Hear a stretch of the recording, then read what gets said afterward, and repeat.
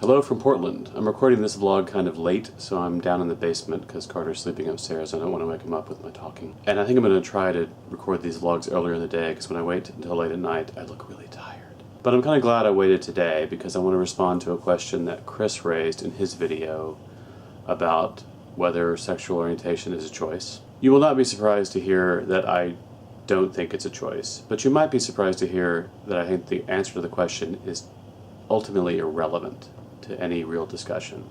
And one of the first blog posts I ever wrote about a year ago was called, "Yes, I think I was born this way, and no, I don't care." And it fascinates me how much energy is expended on this question because it really doesn't resolve any of the issues around sexual orientation at all. If there's evidence that homosexuality is objectively bad for people, for families, for small animals, for whatever, then whether it's a choice or not, whether it's voluntary or not, really doesn't matter. We still regulate or even prohibit things that are objectively harmful, even if people feel compelled to do them. I don't happen to think there's any good evidence that same-sex attraction is harmful to anyone, but the question of whether it's voluntary or involuntary is just beside the point. And I wonder why it keeps getting asked, because we don't approach other questions that way. For example, we have all kinds of debates about whether Wall Street bankers are greedy and whether they're destroying the economy or whether they're saving the economy.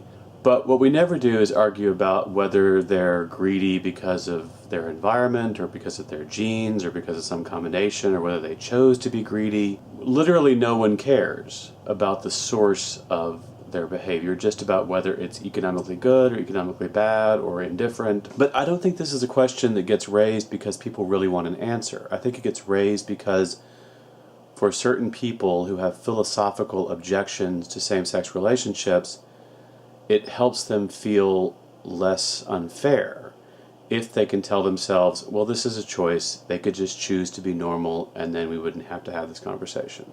So in some ways, I don't think it's a good faith question. I think it's more like a psychological defense mechanism to make people feel better about decisions they've reached for other reasons.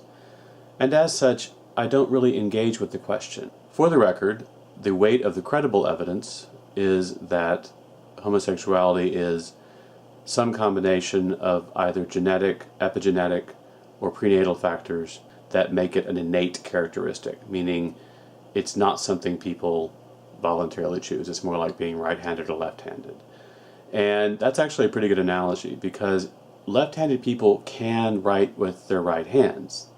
It just is uncomfortable and difficult and makes no sense. Since being left-handed doesn't actually impose any sort of harm or cost on any other person, there's no reason for society to force them to write with their right hands. And to be honest, I don't know why people keep framing the question that way. I think they're just struggling with their own philosophical beliefs, or maybe they were born that way. Thanks for watching. I'll see you tomorrow.